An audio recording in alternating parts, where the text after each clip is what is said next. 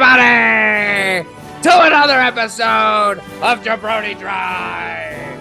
My name is Tom Lavelle, and as always, I'm accompanied by Mr. Timothy Schmidt. On today's episode, we've got Ryback, the Bloodline, KO and Gunther, ECW, AEW, Forbidden Door, and so much more. This will probably be the greatest episode in the history of Jabroni Drive. Timmy, what do you have to say to our audience? For those listening or watching around social media, let's get ready to podcast.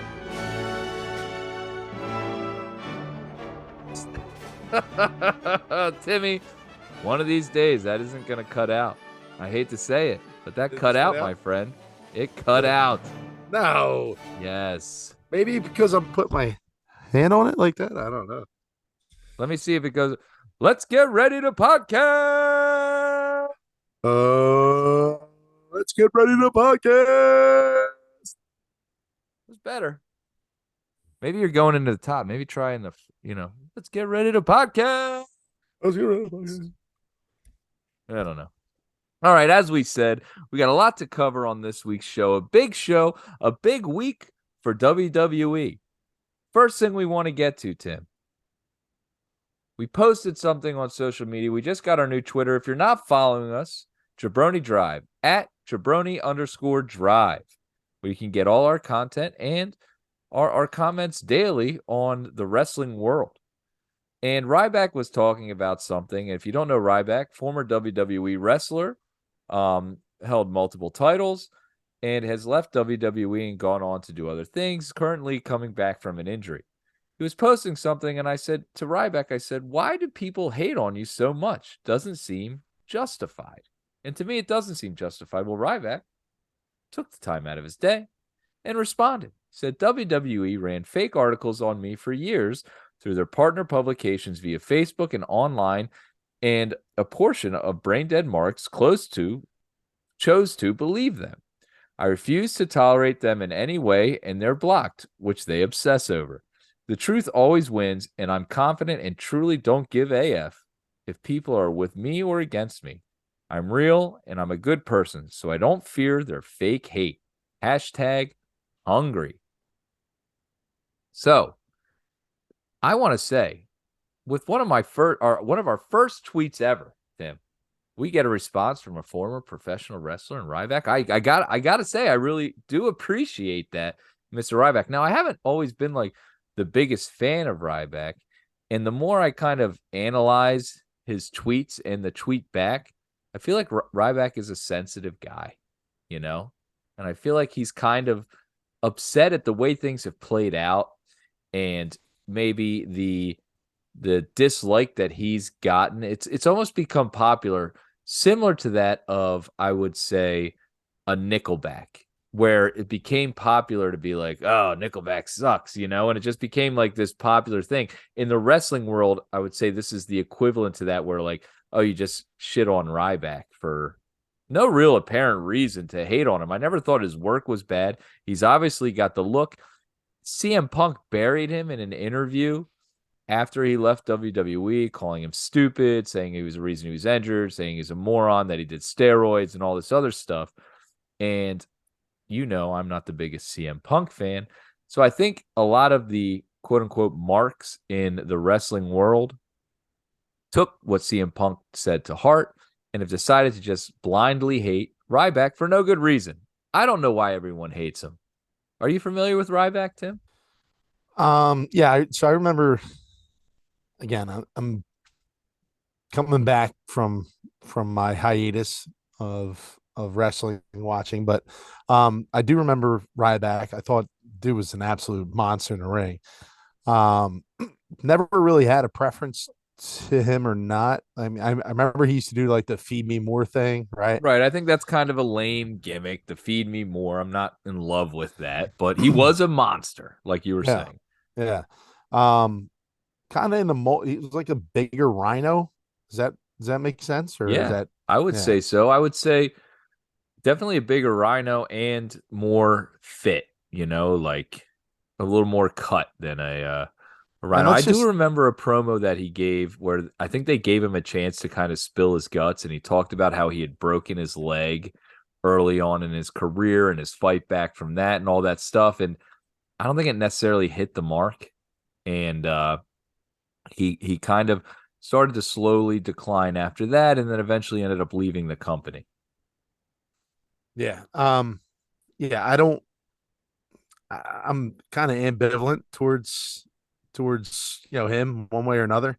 I don't remember enough about what he did or what he accomplished in terms of his time at WWE.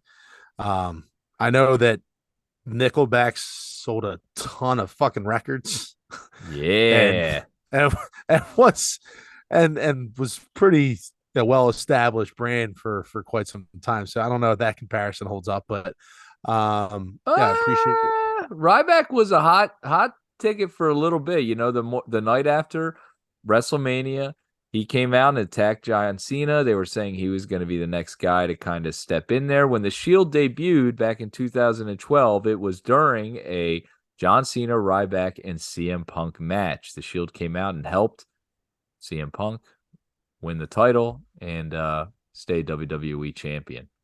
Yeah. Well, maybe I need to brush up on my Ryback stuff. But yeah, I mean, look, I mean, I would like to see him back in the fold. I mean, from what I remember, he was a pretty dominant wrestler and could move around the ring pretty well, and held his own obviously against some top tier talent. Was certainly in the mix for the title, obviously, and maybe he has another run in him, but it just doesn't seem like I feel like that divide is pretty big between WWE and Ryback at this point, don't you think? Yes. And you know what? Part of the reason why he might not be beloved is kind of that he was what the fans maybe were anti, especially moving forward. Big guy. He's your kind of like a Goldberg, John Cena, Batista kind of mold, you Like a know. tweener. Hey, he's a tweener. And he was someone that maybe like a Vince would be like, I love him, and kind of push down your throat, but never really had. It definitely didn't have the mic skills, and almost like a Braun Strowman before Braun Strowman, not as big, but still a very big, massive guy. But Mhm. Ryback, if you're out there listening, we really appreciate you tweeting us back.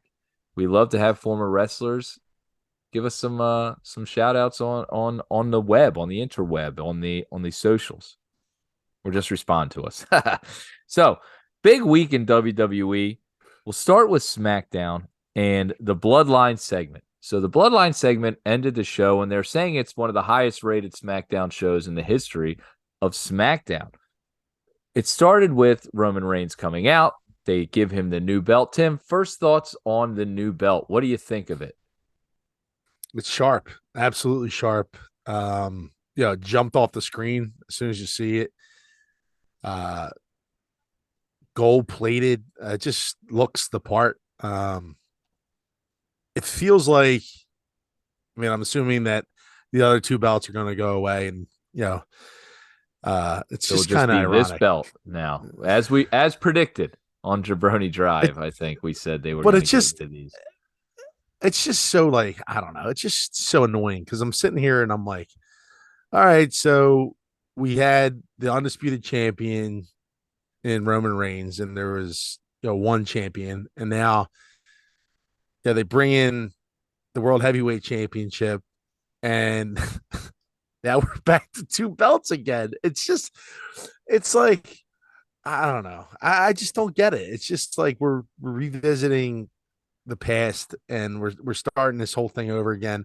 And in 5 years, they're going to try to unify it again, and another Roman Reigns is going to come through, and he's going to have now the World Heavyweight and the undisputed, and then they're going to call that the same thing, and then some idiot's going to run around with two belts for 1,000 days, and then they're gonna start it over again. I swear to God, it's just so dumb. I just Make don't it get it. make sense. How many Just, times do we got to say that on this show?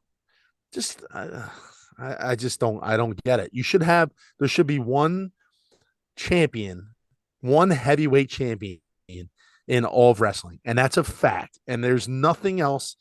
It's always been that way. Who's the guy? Who's the number one guy? Who's the guy? And you could always, with the shadow of a doubt, say, "Oh, it's Hulk Hogan, it's Andre the Giant, it's Bruno Sammartino, it's go Stone back in Cold, time." The Yeah, Rock, whatever. yeah, Bret Hart, yeah. Undertaker, whoever had the belt. And in the last 2 decades, or the last decade and a half, well, it's Roman Reigns, but now Seth Rollins is also a champ, and you're like, well, who's better? Well, I guess it's Roman Reigns since he's been. Yeah, it's just like you need a definitive champion in your promotion. That's my take, and I'll never back down, and you will never talk me into something else. So, fuck you, WWE, for doing this shit again. Tim, which belt do you think looks better? Is this new Universal belt, or do you like the heavyweight championship belt? Nah, I like the Universal belts. It just jumps. It jumps. It's nice. I'm gonna have to go the Uh, other way. I like the new belt, the well, the new Seth belts, Rollins. because the new Sick. belts it's more traditional. I love it. I love it. It's definitely more of a traditional looking belt. But yeah, I mean, it's just look, we're past that now. I'm just annoyed that they went back to this two belt Right. system. So they give him the new belt, and Roman has everyone acknowledge him. He holds up the belts, big moment, and then Roman starts talking his trash. Then come out the Usos. The Usos come out, and Roman immediately orders Jay to kick Jimmy in the face. He said, kick him in the face, make it right. He kicked me in the face, you kick him in the face, and he's ordering them to do it. Now, Jimmy starts firing back at him and saying that the only thing that needs to be fixed around here is you. Jimmy referring to Roman Reigns, saying that Hugh's been the problem. What he was doing this whole time now is being a brother. He's being a brother to his brother, just like Jay is his brother, just like Solo is his brother. And then Roman replied, we see who Solo runs with now. Solo, tell him who you run with. Solo says, I acknowledge you, my tribal chief, but they are my brothers. And he goes and he stands on the outside. So Jimmy says, what's it going to be? What are you going to do? Are you going to work with us? We're going to show each other mutual respect and run this thing like we have? Or are you going to keep doing the wrong thing? Where then Roman gives him a hug, grabs the mic, and says no. Immediately, Solo gives him your favorite finisher, the Samoan spike to the neck, drops Jimmy Uso. Jay grabs him. They go out of the ring, Roman and Solo and Paul, and they walk off. A great segment. As they're walking off, Paul says to Roman, what about Jay? And Roman says, Jay will fall in line like he always does. Timmy, where do we go from here?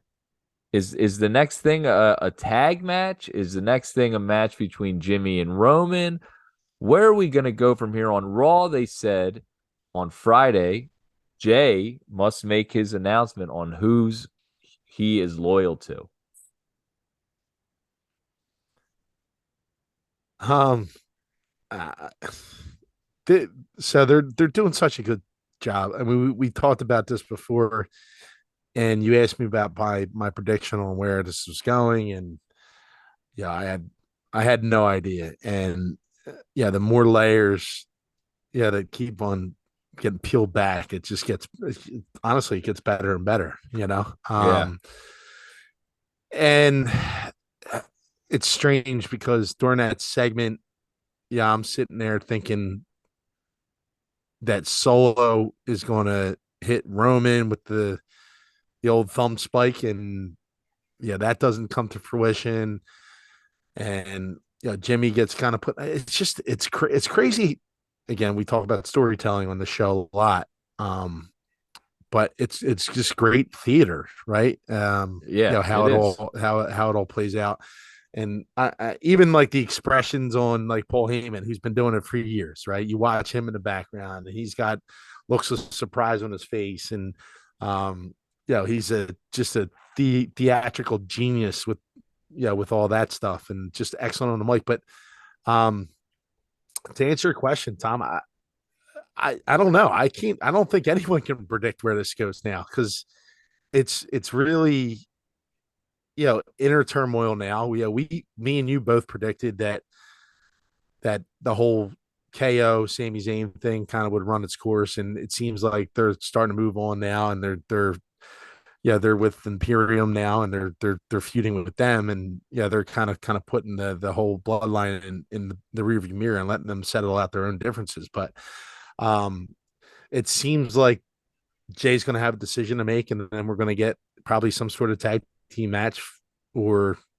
I just that's the way I can see it playing out. Yeah, I see in the future some sort of like a beatdown of Jimmy Uso where he's being beaten down and Jay is made to watch, if that makes sense. Almost like a casino type, where they're beating him down and his brother has to watch that happen, and a Jay kind of falling in line, then like just saying, just stop, we'll work with you, we'll help you, this or that. I feel like something along those lines is going to happen. I feel like this storyline is Oh, it's very still, similar. what's that? So it's just very similar to what they did to KO with Sami Zayn sitting there watching that Right. happen. And I think that's what they're going to do again. And, I think the emotion from that is going to be incredible. I mean, I'm hoping that this is all leading for I still want it to keep rolling, and this lead to eventually, this whole story, I think, is about Jey Uso and him overcoming all of these things, being kind of basically wreaked by Roman for a while, and now gonna eventually come up and take Roman down. I feel like Jay has to be the one to take him down. I feel like he's the one that's been the main, you know, Protagonist, antagonist in this. antagonist. Well, he's the main character, I think, in this whole story. Whether we've known it or not, this whole time, it's always been about Jay. Now, I will say this: a lot of people were very critical of Roman winning the titles at retaining the titles at WrestleMania. Now I feel like this and these stories in the last couple pay-per-views have proven them wrong, that Cody not winning the title was the right decision. Roman without the titles, these stories I don't feel like hold as much weight as they would. And I feel like that decision was great. And people that thought that Cody should have won maybe were a little too quick to pull the trigger. Triple H is notorious in talking about his idea of a slow burn. And this has been a slow burn. And every single time, it seems like the stakes are raised higher and higher and higher and higher. And it just keeps building and building and building.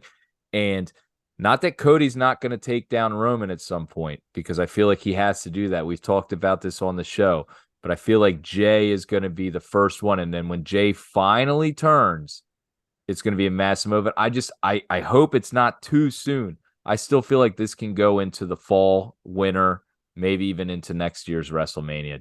Just draw it out. And I know it's going to be tough, but I feel like it's gonna be worth it, So And that's a lot of. I mean, I don't know if I can keep on getting on this show and you keep on asking me about what's going to happen next, if that's going to be the case, because I don't know what the hell's going to happen next. If that's a year from now, that's going to be a talk about a slow burn. I mean, dude, that's going to be brutal. But I mean, I hope it Well, doesn't take that maybe long. they fall back in line and someone else enters the fold, and different things happen, different rivalries, and you never know There, what can happen, but I I just, saw I a don't want it to be at Money in the Bank, I'll say that. I saw that there was a rumor that um there could be, with Solo now, he's by himself, and there's a situation where Becky Lynch could join the Bloodline. Don't you dare, you son of a gun. Don't you dare do that to me. Well, what about this? Now, I know he hasn't been in it yet, and they still have a couple wrestlers that do. What if a Jey Uso were to win the Money in the Bank contract? That would be pretty interesting. Yeah.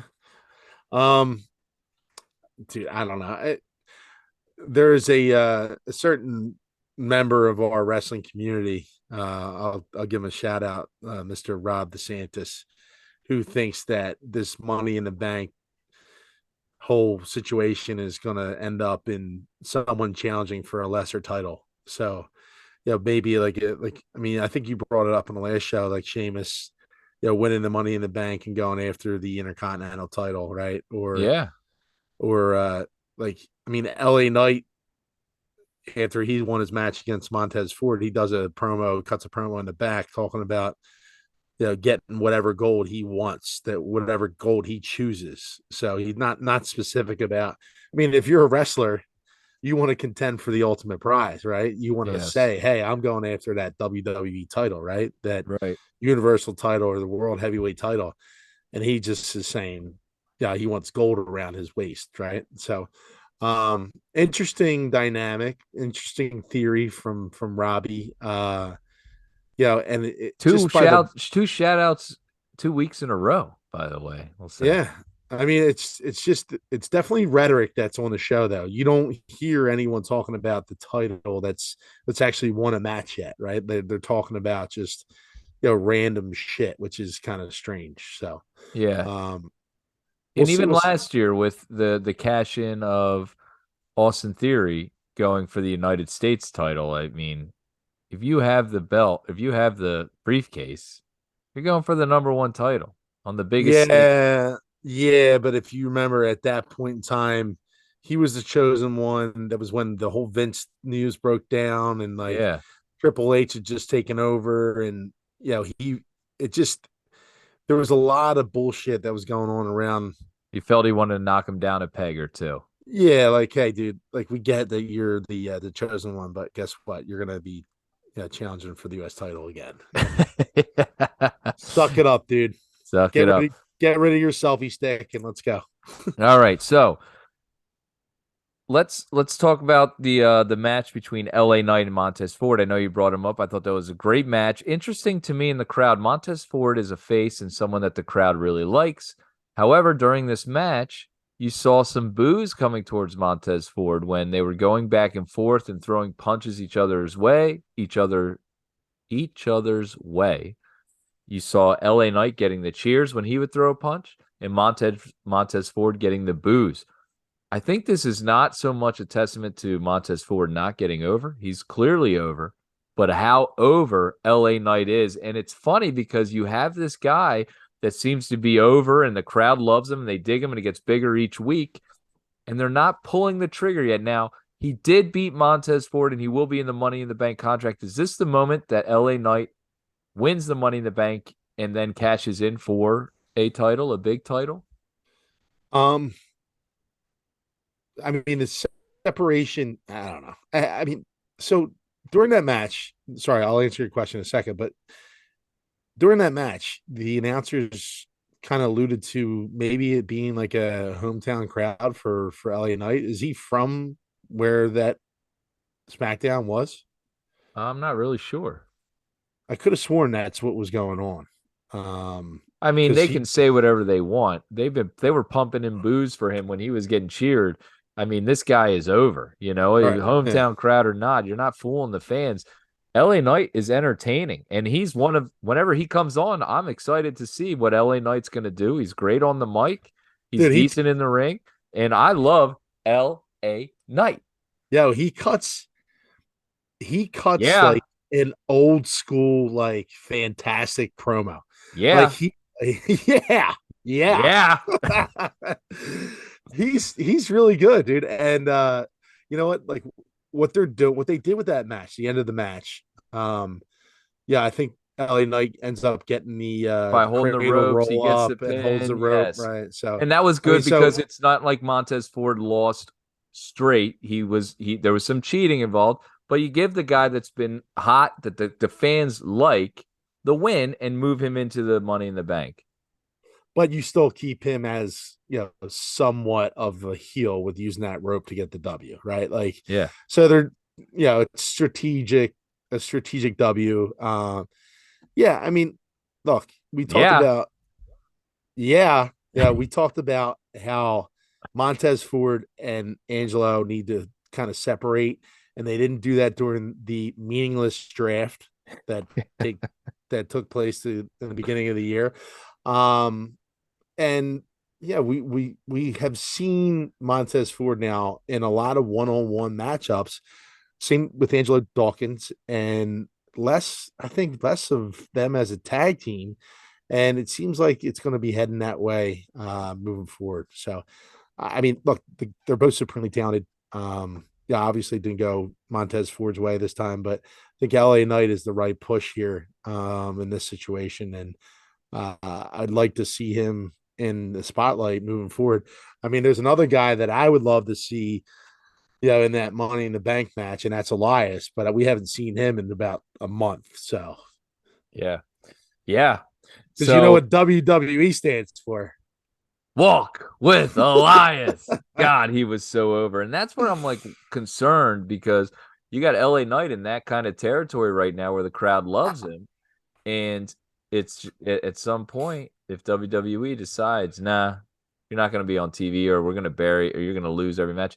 And it is kind of odd that a Montez Ford and an Angelo Dawkins, excuse me, that they have been on this like losing streak where they're just not, they're almost jobbing right now. It seems like every other week they lose a match, and I haven't seen a big win for them in quite some time. So I'm curious to see where that goes moving forward. I wouldn't hate seeing them kind of join a faction too, and maybe there being some like descendants. Like they used to have the group with Bobby Lashley and God, what the hell? Of course, The I'm thinking domination. no, but similar. It was like an all black group, and they were very strong, and I feel like the Street Profits could fit in right with that, and that would be a faction that's like, damn, this faction is tough to deal with right now. They've got a bunch of talent, size, guys that are good on the mic, and I'd love to see them come out and kind of kick some ass, and start again. It was with MVP, you got Omos, you got a bunch of, and I forgive me for forgetting. APA. No, that's old school. This uh, is this is this is new. It'll come to me later when it doesn't matter. DX. Yes, that's it. DX. You got NWO. it. Wolfpack. The hurt oh man, it's a hurt The Hurt something. Locker. No, that's not it though. Hmm. Golly. I forget the name of it. Whatever. So this week on Raw, a lot of talk about a match that some are saying is the best match that's been on Raw in quite some time. Whoa, we're done with SmackDown? What else did you want to bring up at SmackDown? That terrible women's segment where Michael Cole said, well, there go the ratings.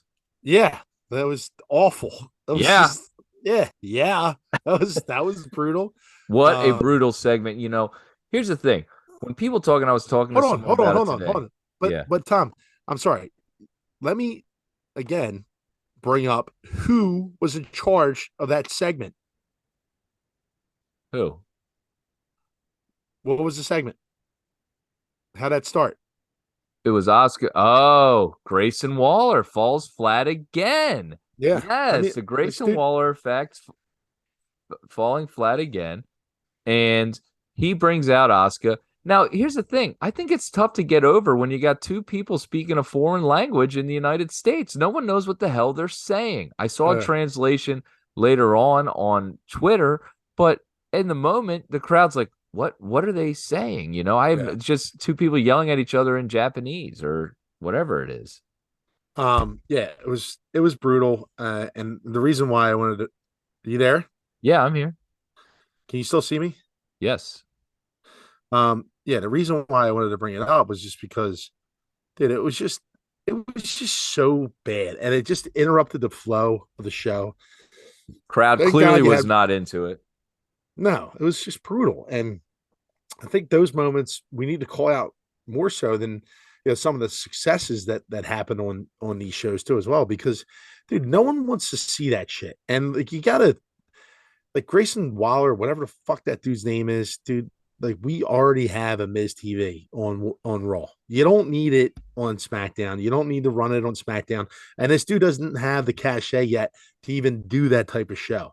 And you put out the entire women's division out there on his show, I guess, to give him some sort of clout. And it just was brutal. And whoever put that together deserves to be fired because it seriously cost you 20. It was probably about 15 minutes of like airtime, Yeah, it and was BS. it was just a waste. And that And was we brutal. tweeted a video of Michael Cole, and I don't know if this was a slip or if this was meant to be a knock on the character and kind of kayfabe, but he goes, Bailey's music hits, she comes out, and he says, well, there goes the ratings. The ratings were gone. People aren't watching that. And this is when people talk about WWE and they get knocked so much for the women's division. Oh, well, they don't highlight the women enough. They don't do enough with the women. They don't do enough with the women. It's like, first of all, they don't get enough credit for what they do with the women. Multiple main events. You had people in every pay-per-view. There's been women heavy pay-per-views, and I feel like they honestly don't get enough credit for what they do with the women. They stick with them even when these segments are boring, like awful. And we'll call them out when a male segment's very boring, and someone's out there and it's no good. It's almost unwatchable. It was one of the worst segments I've seen in a long time. And let's just bring them out. Let's parade out another one to talk trash, to do that. And it was like, where are we going with this? And what's it? Lacey Evans shows up in looks like Sergeant Slaughter, and Yeah. I mean it was just so dumb. Zelina Vega is probably the only one that is worth any camera time, and she ends up winning She got her. a bit of a pop. I thought Yeah, Selena, but is that the music? I mean, it was the LWO music, LWL, but so I mean people are she's going to carried. pop for that. She's also still riding that high from Backlash. backlash, and Yep. hopefully it carries over and she can do something with it. But I mean that was just a terrible segment that I wanted to highlight. So thank you for letting me do that. No, absolutely. And Grayson Waller was a part of it. So that's someone that's been coming up from NXT that was highly touted and was supposed to be like a big time call up from NXT. I will say this. Bailey, I know that whole segment struggled. I do think Bailey is sneaky funny. And I just don't know how they can put that into some sort of a way that it works, but it's not working right now at all. But Bailey, like, yeah, sometimes she does make me laugh. So that was SmackDown, and there was a lot of things that happened there that was good moving forward in our storylines. On Monday Night Raw, they started with Seth Rollins and his new belt, and I'll tell you what, I thought the belt looked great on Seth. I thought it went great with his outfit. They were leading to a match with him and Damian Priest later. However, the big story of the night was a match that people are calling maybe the match of the year on Monday Night Raw. Your boy, Mr. Kevin Owens, versus a Gunther in what was a highly entertaining match on a highly entertaining show. Every match was really good. They gave them time. I thought the show was set up correctly. Tim, what did you think of this Kevin Owens match? What the thing I love about him, and I think that you like to highlight each week, is his kind of reality into it, like people are talking this and that, and he says, "Hey, we got a simple way to solve this. There's a ring right out there. What are we waiting for? Let's go fight." And it's like, yeah, if you're there to fight, let's do it. You know what I Yeah. mean? And he does that constantly, where he points out the obvious, which is Yeah. sometimes missing in WWE. Well, yeah, you always see. I remember promos from back in the day where you get two guys in the back, right? They bump into each other, and there's a conversation, there's shit talking going on, and then all of a sudden it's like, let's do it next week on Raw, or I'll see you at the next shitty pay per view, right? And yeah, you don't see the match for a few weeks. Kevin Owens just delivers. And it's like, hey, and he does it in his own comical way. He's like, let's go fight. I'm gonna do this and I want to beat your ass. And then, let's go to the ring right now and I'll take care of it. And let's go. And then all of a sudden, you're left like, all right, is this match happening or is it not? And then all of a sudden they come back from break and he's in the ring and we're ready to go, I which mean, is Kevin Owens versus Gunther is a main event type match at Yeah, a pay yeah, per view. yeah. Those No, are absolutely. two of the top guys in the business right now. And I don't even remember them two being in the ring together. I mean, you might have, in the past, maybe they've wrestled each other, but I mean, from what I saw on Raw, it was. I'm sitting there watching. I'm like, dude, this is WrestleMania like type quality match. Like I had it like probably third in terms of because that WrestleMania was fantastic that just passed, and I'm Right. like, man, this match is right there with all the other matches that took place, and it was heavily dominated by Gunther, and it just shows you the other side of KO because he does a lot of high risk maneuvers. He does a lot of crazy type of acrobatics, and he's very much a brawler right in the ring. And Yep. uh in this match we see him just take so much abuse to the point where you're like, Jesus Christ. I mean, this dude, I mean, at one point there's a big spot in the match where Gunther does a belly to back suplex on him and he almost lands on his head. And Yes. I'm like, man, that dude looked like he broke his neck. And he bounces right up, and it's And then just he like, suplexed Gunther. yeah, yeah. And it's just he is so like if wrestling is fake, right? Well, what people say, right, is fake, Scripted. is scripted. He's the most realistic wrestler I think I've ever seen in a ring because he gets like he'll take that suplex, right, and he bounces right up and he'll do a move real quick and then he'll fall right back down because probably he's fucking tired, right? Like there's Amen. there's a lot of energy that's exerted to pull off some of these high risk maneuvers, but he leaves it. You can tell that dude leaves it in the ring every single time he goes out, and he wants to perform.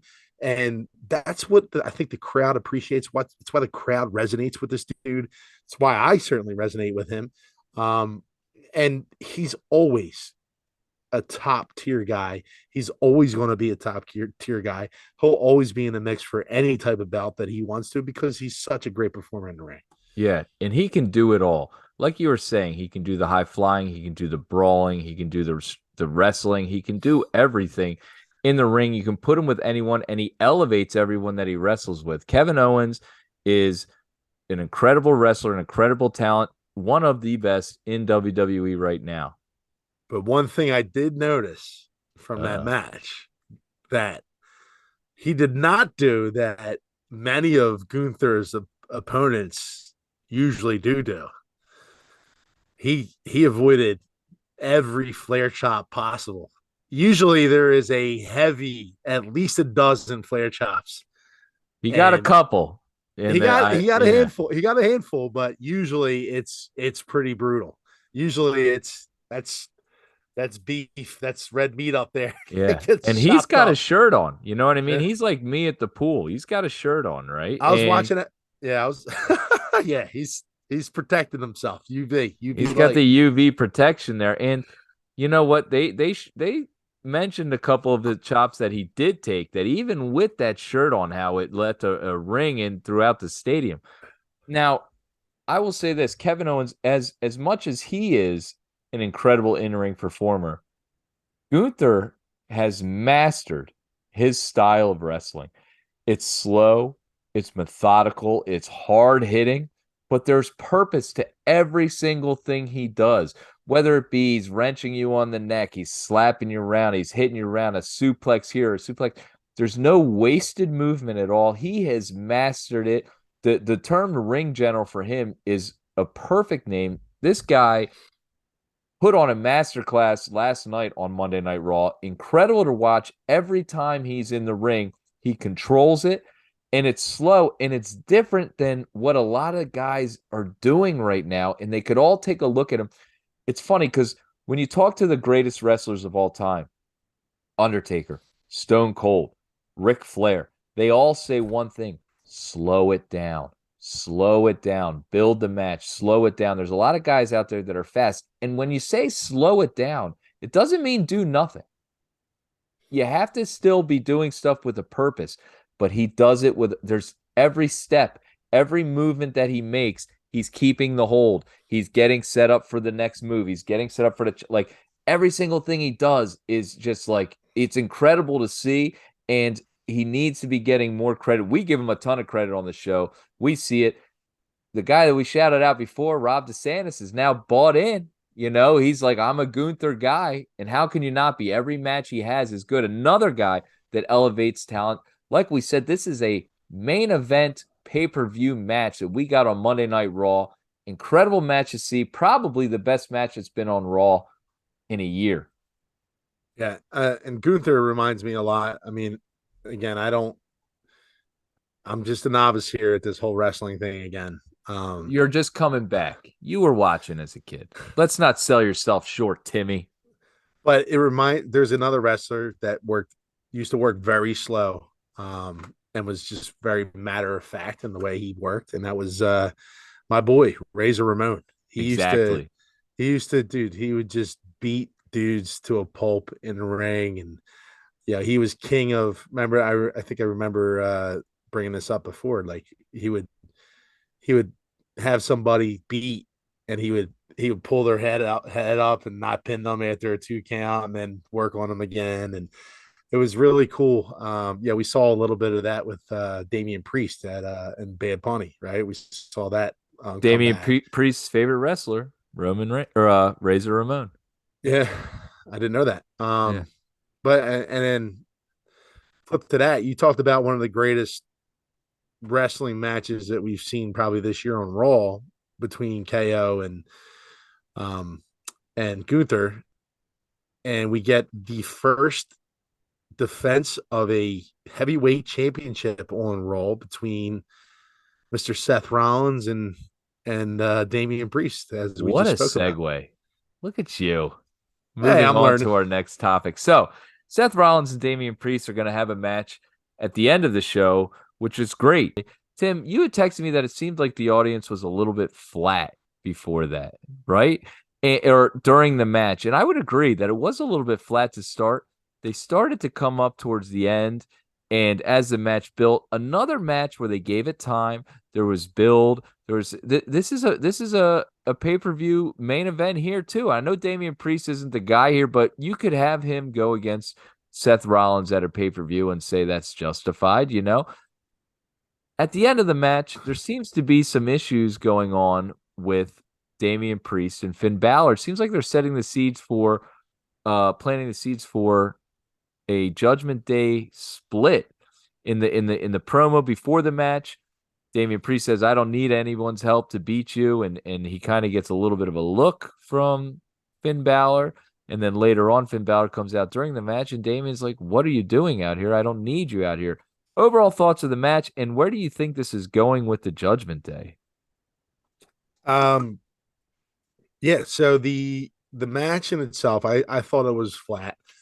The announcers kept on, again, this is why I remember this. They kept on pumping up, saying it's the first title defense of a world heavyweight championship on Raw in quite some time, and it just didn't have that feel to me. Seth Rollins does such a great job of delivering. Right, he's we talked about him as being one of the the better wrestlers in the business right now, and it just I don't know, it just felt flat. Some of the spots in the match were kind of dead a little bit. And I think once you start getting into like finishing moves, that's when you start drawing the crowd in, right? Like all that banter, like leading up to that, like towards the crescendo of the match, didn't really have the same zip that like the Gunther match had with KO. With that match, you saw a lot of like the crowd getting into it with the punches, back and forth, right? All that shit. And then like it just fell flat for whatever reason. I don't know if it's Damian Priest. I don't know if it's the crowd, but the crowd was pretty hot all night. It just didn't seem like it delivered like it should have. I just think that the match was a little bit slow. We just talked about being slow and being methodical and in that regard, but it just in this case it just didn't work for me. Towards the end, it got better. Ended up on a high note, right? Like you saw how the match ended, and Rollins gets the stomp and gets the pin, but the turmoil in between. The Judgment Day, how I feel about the Judgment Day. I think they suck. The I only think title. Rhea and Dom Dom are like the two best parts, and I feel like Damian and Finn Balor are kind of lost. And without giving them a belt, their threats are you're just like they're meaningless. You never Yeah, win, and it's like you can make all these threats you want if you don't back it up.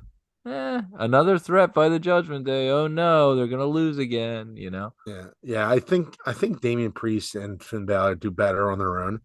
I mean, this thing that they got though, like, I mean, you brought it up a second ago about Dom and and Rhea. They have something. Right. They have easily the most heat I've heard in a long time. Anytime Dom tries to speak on the mic, as we saw on Miss TV, he gets drawn out. He gets just there's so much volume that's coming down on him, so much heat that's coming down on him. It's fantastic to see. Um, and even Rhea, I mean, she gets a little bit of it, but She's more of a face. I feel like Rhea is liked in the WWE universe. I know she's playing a bad girl, but it's yeah, like, people love Mami. I love Mami. who wouldn't? Yeah. But she delivers. She adds her 2 cents every once in a while. They don't let her talk on the mic a lot. But Dom is just like what I don't understand though is what the relevance was with Cody Rhodes on Miss TV and Dom. Like what are we doing? Like we doing a now we're done with Brock Lesnar because he's not answering the bell. Now we're gonna move on to Dominic Mysterio. Like I think that's what we're it just doing. it and so now you're looking at the two biggest heels in the company that they're putting Cody Rhodes against, right? And it makes sense because you're still trying to push him and get him as over as possible. But I mean, how over can one guy be? Eventually the audience is going to start pushing back. We've said this with the broken arm and the deal with that is, hey, WWE fans aren't stupid, and they're going to push back on that kind of obvious, like, this is BS. Clearly he doesn't have a broken arm. He's hitting people with that broken arm that he can't cheer for his opening song for, but he's smacking someone in the face for. It's the dumbest thing. I was about to go on a rant, Tom, and thank you for segueing into that. Like Cody Rhodes has a broken arm, right? And he comes out to his song, which he usually does the whoa, and his arm is so broke that he can't do it. He can't do it with his left arm. He can only do it one-handed. Yeah. And then he gets to the ring, okay, and he climbs up the ring two-handed, right? And then he gets into the ring, and then all of a sudden he hits Miz with the broken arm at the end of the segment. Like, this is the stupid shit that drives me nuts about the WWE. Look, if you're going to tell a story, tell it right. Don't give me this bullshit broken arm, because right now it means nothing. Like that has no bearing on his story at all. You don't need it.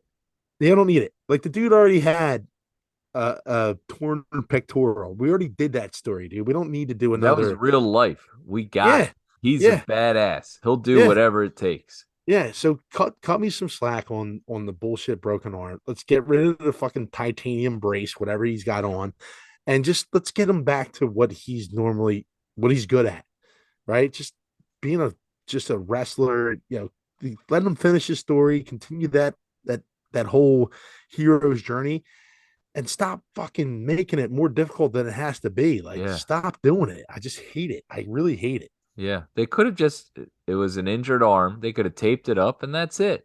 Have it get more hurt during the match with Brock and make it a little bit more difficult. You don't have to say it was broken. Just say it was hurt. As we said in the last couple weeks. We still don't know why Brock attacked Cody, by the way. But so We the didn't get an answer on that. no, the segment with them ended with Dom slapping Cody in the face. Perfect, by the way. I Perfect. loved that.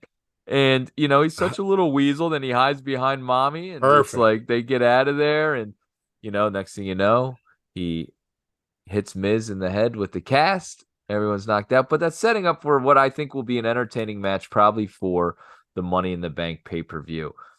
Tim, I'd like to highlight a couple things from Monday Night Raw. Riddle. Now, we've been critical of Riddle before. I will say I liked his segment in the back on this Monday Night Raw. I thought he was real. I thought it was something that he is getting a little bit more, I don't know how to describe it, but besides real, he's getting a little bit more like he wants to be Authentic. Yeah, a little bit more authentic. It's none of this like bro shit anymore. It's like, what's going on? Like, you got a problem. Let's figure it out right now. And he gets into a tussle with Imperium back there, setting up probably his feud moving forward, as rumored, with Gunther. Another guy I was impressed with was Bronson Reed. So there was the match with Ricochet and Shinsuke Nakamura. It was a good match, a match that would normally be probably a main event on a Monday Night Raw, but not this Monday Night Raw, which was star-studded, really. And Bronson Reed comes out and interferes and takes out both wrestlers. I'm liking this guy more and more every week. I like that they gave him a little bit of talking time. I like his splash off the top. It's definitely something that when he does it, I'm like, oh, that hurts. That splash off the top hurts for me. Tim, you're shaking your head. I don't feel like you're digging Bronson Reed as much as I am. I'm out on Bronson Reed. I still don't like him. He could use some pants. I'll tell you that. I mean, what's the worst finishing move? That or the coup de grace? Dude, that move's not bad. Bronson Reed is a monster going off the top, and when he lands, that looks like it legitimately hurts. That's my point. Like, 170-pound man doing a pirouette on your chest, or Bronson Reed falling on top of you. Yeah. I mean, one has a little bit more of it. If that's almost like a Vader bomb, that move right there, the Bronson Reed splash. Yeah. No, I mean, look, Bronson Reed has a future. Certainly, he does.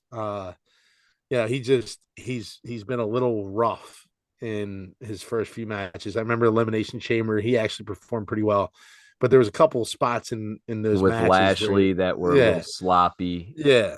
And look, he's got a long way to go, and he's at the very beginning of his career. So I mean, I'll warm up to him. I just think right now, like, he doesn't need the push that he's getting. I think just let him build a little bit more. Let him build a little bit more. Yeah, I agree with that. But I would say on this Monday Night Raw, I was like, okay, I'm kind of digging Bronson Reed a little bit here. Another one I would like to give a shout out to and then pose a question to you was Carter and Chance, the former NXT Women's Tag Team Champions. Tim, I loved their match. And as much as we talked about Gunther and his style of slow down, kind of methodical, but they're meaning to every move, I thought these women did a great job of showcasing their ability to work as a tag team, their moves in the ring, and they're no hesitation. I hate when I'm watching a match and a guy does a move and someone's down and he has a chance to attack and he just sits there and not a bad guy. I'm talking about a face that it's like, make the match make sense. You can be tired at some point, but you've got to just keep going and going. What would you do in real life if you were attacking someone and going after someone? You would keep going after them. I thought these women did a great job of that, Carter and Chance. Tim, thoughts on that match, and why do people hate Ronda Rousey so much? So yeah, these two girls are just high energy, like crazy amount of energy, fast through the ring, fast outside the ring, all over the ring.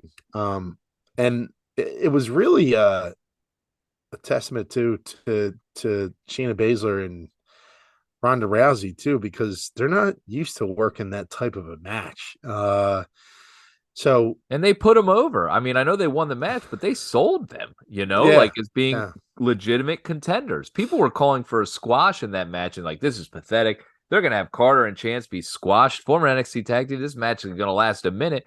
Next thing you know, they put on a show and they highlighted how good Carter and Chance was. And Ronda Rousey and Shayna Baszler, two former champions, put over these girls, like showing that they're contenders. Yeah. It was a good match. a lot of high flying, like kind of electric moves and like great just teamwork all the way throughout. Stuff that like it reminds me of like the Rockers back in the day, right? I was Like just thinking that, dude. You read my mind. The Rockers, yes.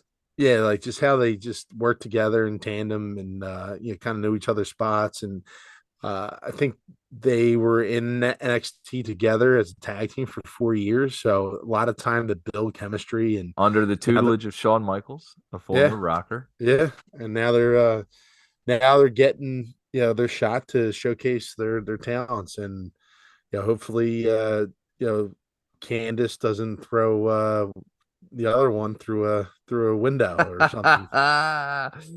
Yeah, well, they already stole that segment when with Toxic Attraction. There was a split up on NXT, and they did their somewhat knock knock guess who segment that was very much an homage to the barbershop segment that we talked about last week, where Marty Jannetty, like a coward, jumped out that window. So Unbelievable. That still bothers me to this day.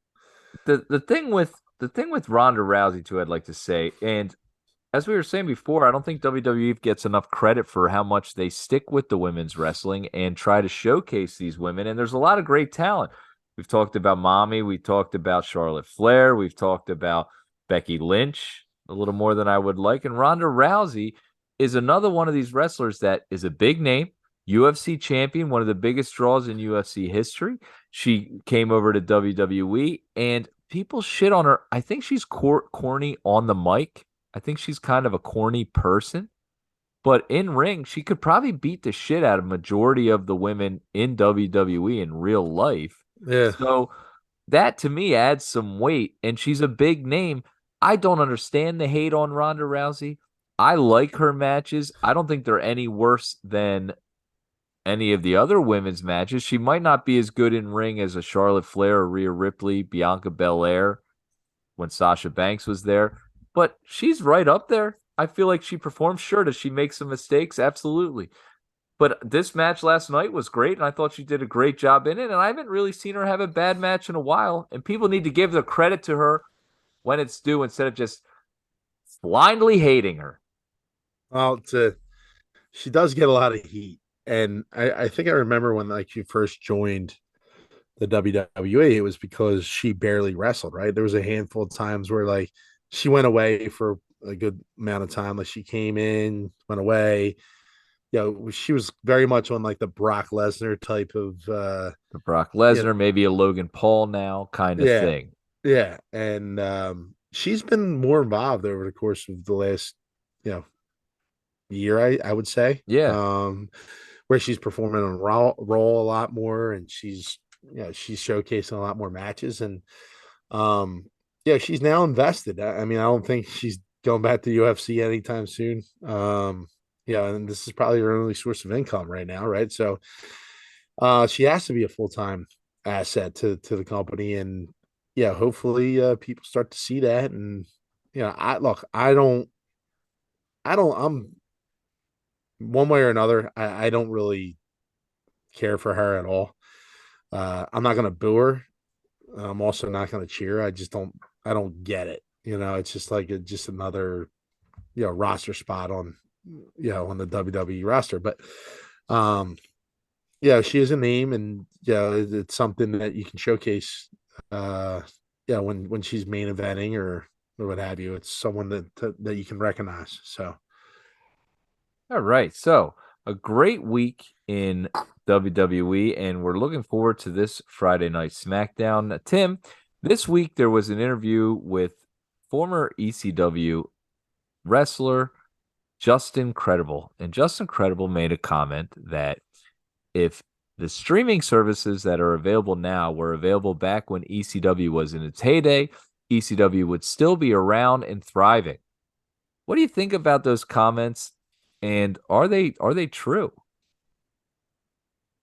I mean, it's so hard to argue with that where there's so many other promotions that are still like look, Ring of Honor has been around for years. And I remember they were on shit like channel 48, I think, or channel back in the day, like on just network television, not even Yeah, like you would just switch over to some random channel and there'd be like a wrestling promotion on. You'd be like, who the hell is this? And like, look, there's so many different programs that are available right now.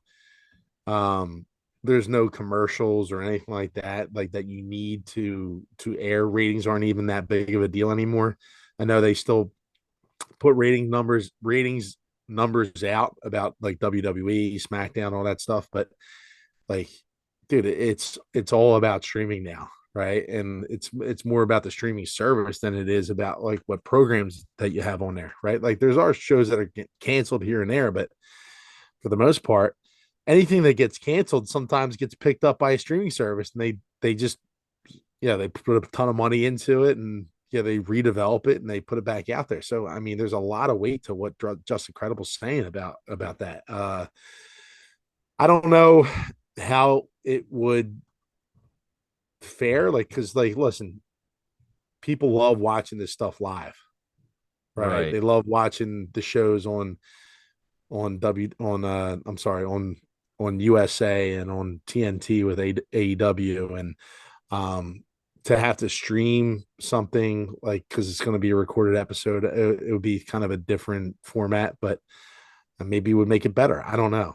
It's just it's hard to say, but it would definitely be a different type of format if it was streamed. Yeah.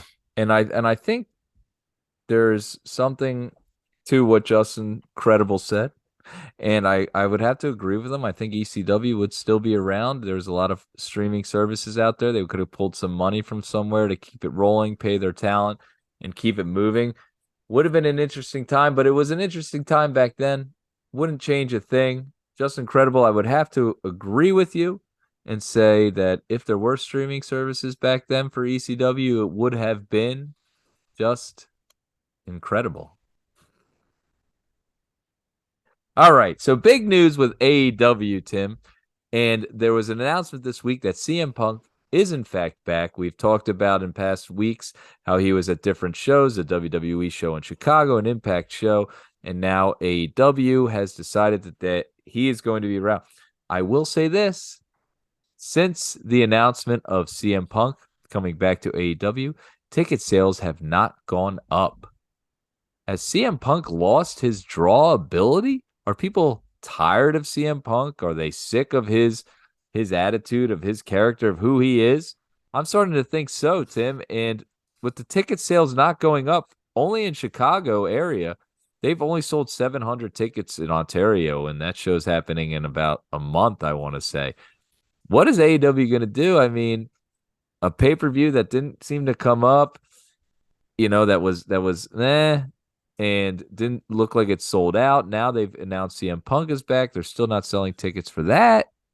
I don't know. I feel like AEW is in trouble. I'm not really interested in seeing CM Punk. I'll probably tune in though.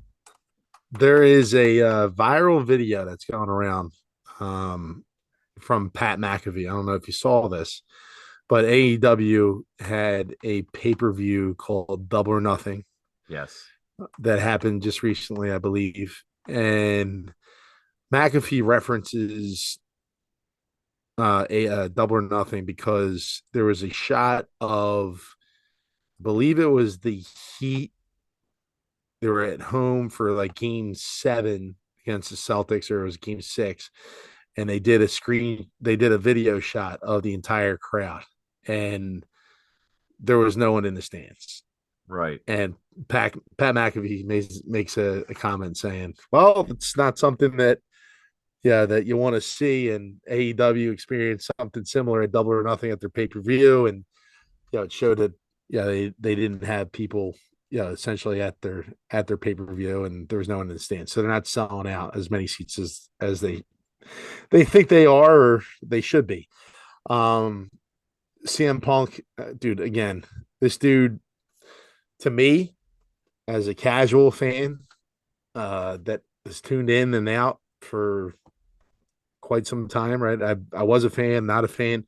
He does nothing for me. Like, he really doesn't. I know that you have a bone to pick with him, but like, CM Punk is just whatever. Like, I mean, the only thing I know about CM Punk is that he walked out on WWE. He did like a live promo cut that was pretty Oh, what, the pipe bomb? I don't know, it was pretty edgy. Apparently it's something that something Overrated. that will live in WWE infamy, apparently. Whatever. I mean, but he doesn't have that cachet to me. He's not a draw. Like anytime I heard Hulk Hogan or Stone Cold or The Rock or any of these guys that were coming back to wrestle, I would automatically, even if I was just like a fringe fan, if I heard like a rumor, if I saw something on the internet and I hadn't watched wrestling in 4 or 5 years, I would automatically go to Monday Night Raw and I would see and check it out and watch the episode for 2 hours. Right. CM Punk does not do that for me. I'm like, whatever. Like, what does he do? Like, he's got nothing for me. So sorry, CM Punk. You don't have a fan in Tim Schmidt, and I know for a fact you don't have a fan in Tommy Lavelle. And you're not going to get much more airtime on Jabroni Drive if it's up to us. Yeah. You smell what we're cooking. Well, I'll tell you what. You don't have a fan in us, CM Punk, but we want to thank all our fans out there for listening, enjoying Jabroni Drive. We hope you enjoy what we're doing. If you do, please like, share, tell your friends, tell your family, tell the whole world. Jabroni Drive, the fastest growing podcast in professional wrestling history. That's me. That's pretty impressive. So, Tim, they announced on AEW2 there's going to be some big matches. Bryan Danielson versus Okada and Kenny Omega, a rematch against Will Ospreay for Forbidden Door. Those are some big announcements, matches that I would say we should tune into. For the indie fan, for the people out there, those are big matches that they're highly looking forward to. If you're trying to go to the next level of your fandom, Tim, check out those matches. What do you think? Some would say that card is almost perfect. For those of you listening, Tim is wearing a Mr. Perfect shirt. So, we want to thank you for listening, all the Schmidt and Lavellites out there. Next week, Jabroni Drive will be back with new hot wrestling takes. Tim, anything you got to say to all the Schmidt and Lavellites out there before we sign off? Let's get ready to suck it. And that one cut off too. We got to work on that. Maybe a new mic. I don't know. What a moment. You got. I know. I don't know why it cuts off. What a moment. You trying again? Let's get ready to suck it. Did it again. God, what the fuck, dude? What a show. We appreciate you listening. Till next time, this is Tom Lavelle with Mr. Timothy Schmidt. You've just listened to Jabroni Drive. Yeah. Let's get ready to suck it.